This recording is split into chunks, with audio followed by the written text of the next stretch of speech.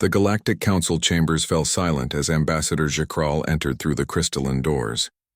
Every species present, the telepathic Mindari, the quantum-shifting Vex, the hive-minded collectors, immediately averted their sensory organs. Some activated their emergency neural dampeners. Others began reciting ancient mantras of cognitive protection. Jakral was beautiful. Devastatingly, impossibly, cosmically beautiful. His face existed in dimensions that most sentient minds could perceive but never comprehend.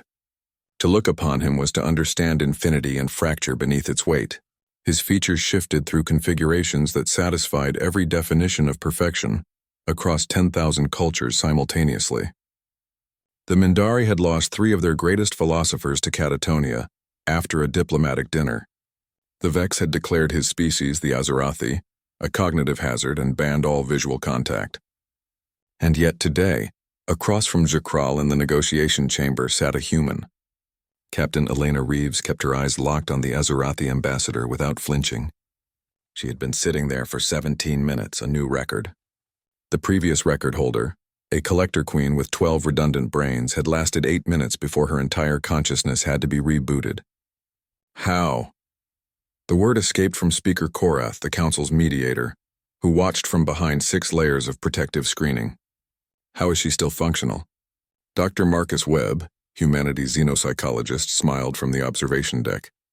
Because she's seen worse. It was true. Elena had grown up in old Detroit, where crumbling skyscrapers cast shadows like broken teeth.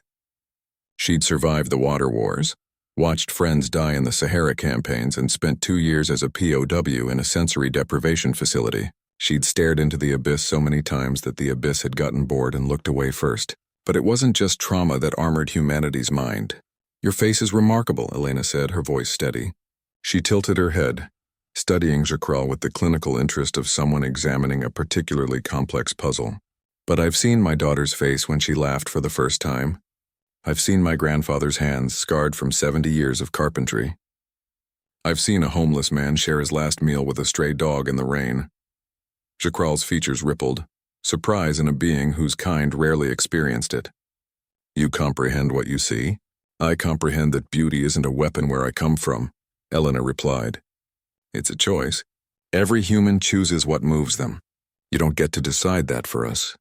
Around the galaxy, species had evolved in relatively stable environments.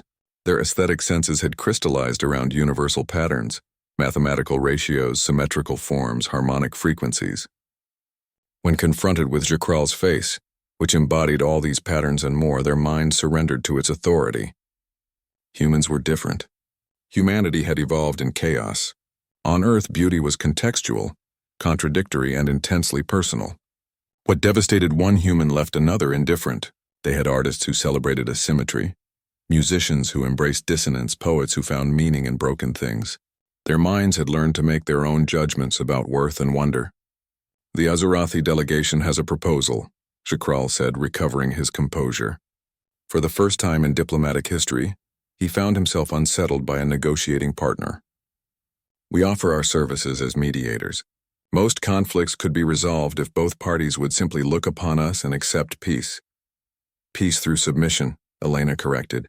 You'd turn every species into devoted followers, incapable of disagreeing with you. We would bring order to a chaotic galaxy. You'd bring tyranny. Elena leaned forward. The galaxy doesn't need a face so perfect that everyone falls in line. It needs 1,000 imperfect faces, each choosing their own path. Jakral's appearance shifted again, cycling through configurations that had brought emperors to their knees. Elena watched it all with the same expression she might give to a nice sunset, appreciative but unmoved. Impossible, he whispered. Every species succumbs eventually. The Vex lasted longest and they fell within days. That's because they were looking for something to worship, Elena said. Humans stopped believing in gods who demanded worship. We prefer the ones who roll up their sleeves and help. Dr. Webb spoke up from the observation deck, his voice transmitted to the chamber. Ambassador Jakral, humanity has spent millennia being told what to think, who to follow, what to believe. We've had Caesars and pharaohs, prophets and tyrants, all claiming they knew the one true way. We've seen enough perfect faces promising perfect futures. We've learned to be skeptical. Elena nodded. Your face is an evolutionary weapon, Ambassador. But humans evolved surrounded by predators who hunted us, parasites that infected us, and our own kind who betrayed us. We learned to see past surfaces. The most dangerous humans in history often had the most charming smiles. For the first time in his species' recorded history, Jacral felt something he'd never experienced in negotiations: doubt. "What do you propose?" he asked. "Join the council as equals, not as masters," Elena said. "Use that remarkable face of yours with consent. Let species choose to negotiate with you, knowing what they're getting into. Some might still choose to work with you, that's their right, but it's their choice." The chamber erupted in debate. Species who had been terrified of the Azarathi began to reconsider. If humans could resist, perhaps others could too, with preparation and training. Perhaps the Azarathi didn't have to be existential threats. Jacral stood, and despite everything, Elena felt the pull of his presence, like gravity from a collapsing star. But she'd been pulled before. She'd been pressured and manipulated and told what to think, and every time humanity had found a way to push back. "I will recommend your terms to my people," Jacral said quietly. Then, with something almost like respect, "You are terrifying, Captain Reeves." Elena smiled. "Ambassador, we're human. We've always been terrifying. We just usually direct it at ourselves." As Jacral departed, the council erupted in celebration. Humanity had done what no other species could. They'd looked into the face of overwhelming beauty and chosen to see it as just another tool, neither good nor evil in itself. Dr. Webb joined Elena in the chamber after Jacral left. "How do you feel?" "Exhausted," she admitted. "But fine. Though I wouldn't recommend staring at him as a hobby. The galaxy's going to want to know our secret." Elena shrugged. "Tell them the truth. We learned that the most beautiful words can hide lies. The most perfect systems can breed oppression. We learned to look past appearances." She gazed out at the stars, at the vast and messy galaxy they all shared. "We learned that the most important beauty is the kind you choose to see, not the kind that forces you to look."